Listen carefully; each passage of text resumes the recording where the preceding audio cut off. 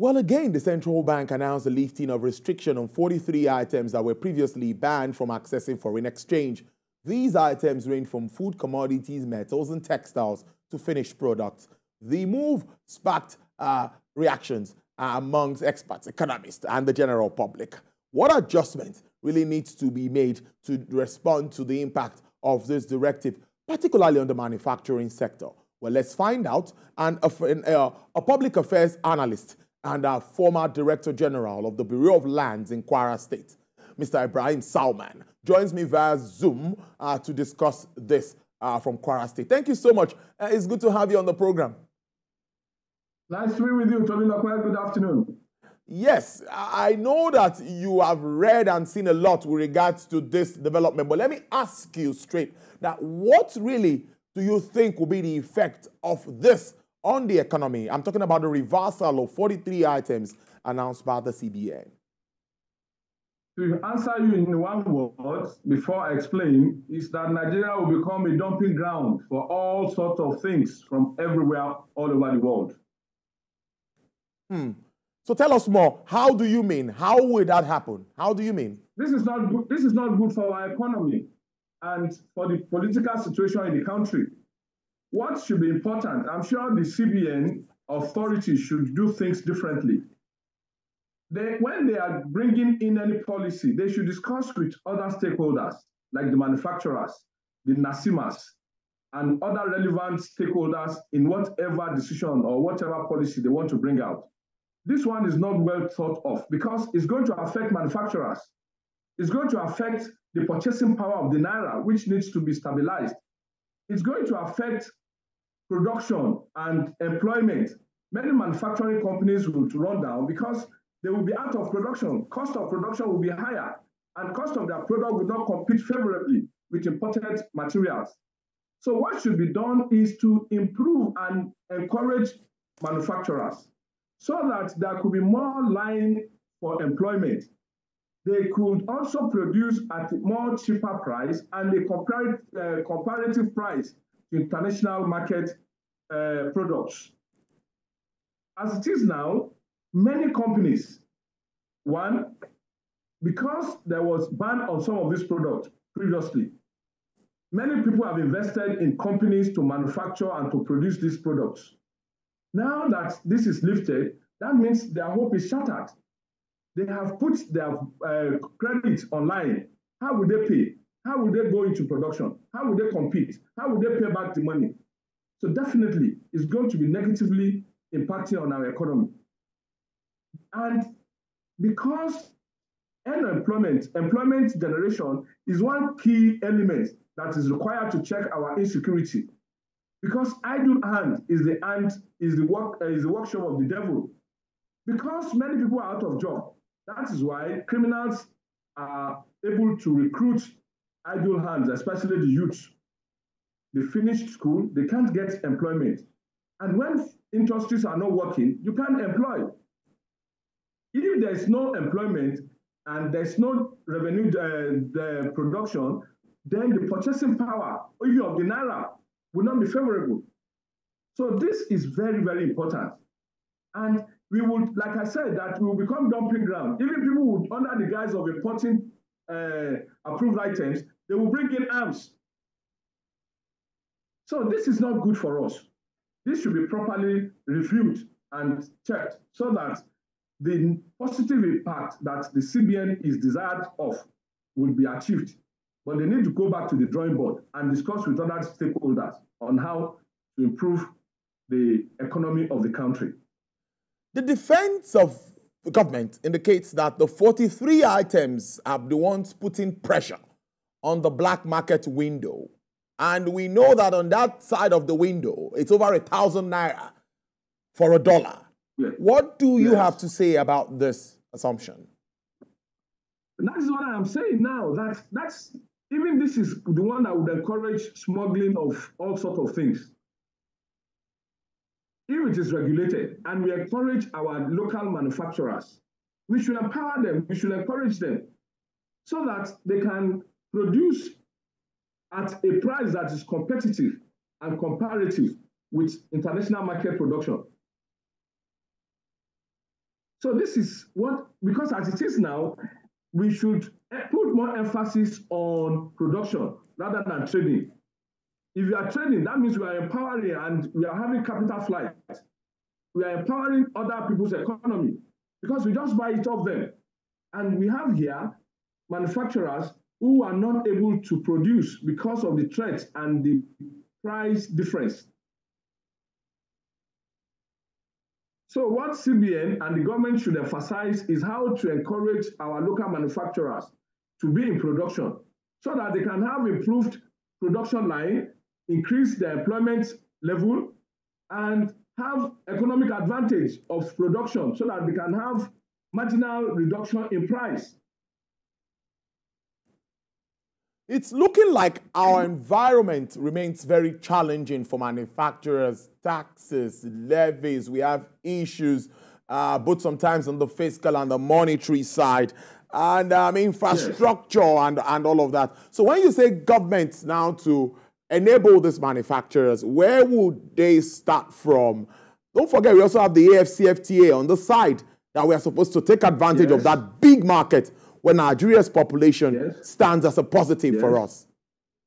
Yes. That's what I'm saying, that, you know, the CBN is representing the government in this instance. And the policy of CBN will definitely affect the production and the operation of the manufacturers. So this is what I'm saying, that this policy, this particular policy, will not be favorable to Nigerian manufacturers because they will just be held at a limbo and be watching people bring everything, anything from outside of Nigeria. And they will be here, not be able to produce, not able to finance or to service their debts, which they have taken to augment the shortage of the products in the market. So what should be done by the CBN is to put more effort to encourage Nigerian manufacturers to be in production, rather than to encourage people to just import anything from everywhere. Backward integration is also something we've been talking about for some time. I know you agree with me that manufacturers need to look inwards. But how easy has that been? Manufacturers still always need to import their raw materials and other wares from abroad. You see, we cannot get there in a day. We have to start from somewhere. Some of, like Ajaokuta now, is something that is there for us, for some manufacturers to tap into, because we have a lot of opportunities to help steel manufacturer from Ajaokuta. So that we need to help the manufacturers in all ramifications so that they can be able to sustain their production cost. They are having problem with cost of power.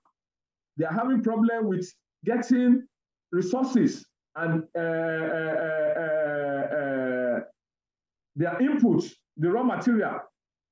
So government needs to subsidize some of these things for them so that they can compete favorably with the transition market. Let me ask you what you think can make Nigeria get sufficient FX in our country. Because many say to improve liquidity, a lot needs to be done. You see, to improve Nigerian FX position, we need to get our production line working.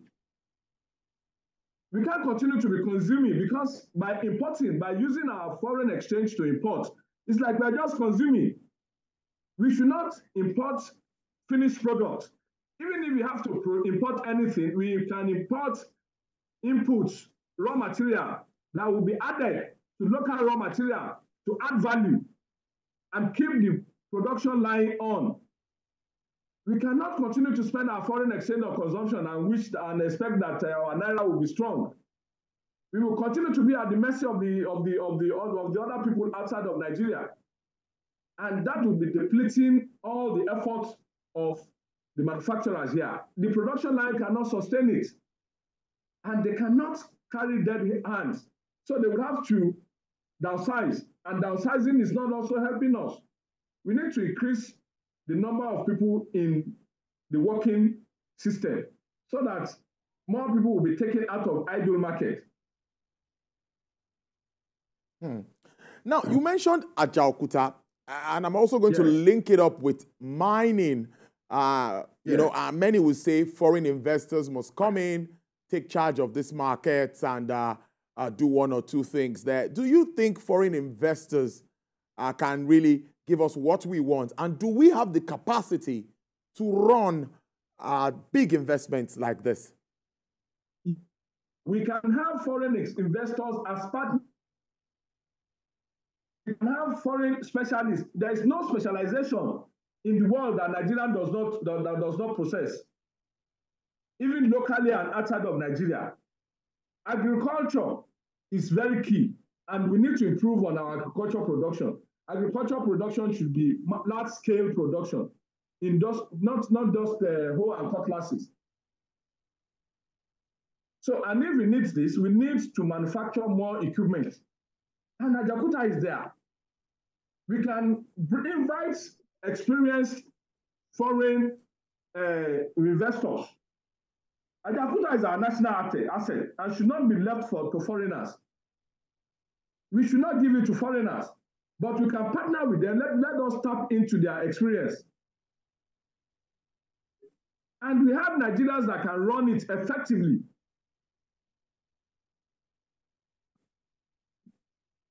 So finally, before I let you go now, what would be your direct message to government? And what is your outlook for the manufacturing sector if things remain this way? Yeah, my direct message to government is for them to review, to get the CBN to review this policy of importation lifting and come back to the drawing board with other stakeholders, the Academy of Engineering, the Manufacturer Association of Nigeria, the Nigeria, all manufacturers, NASEMI.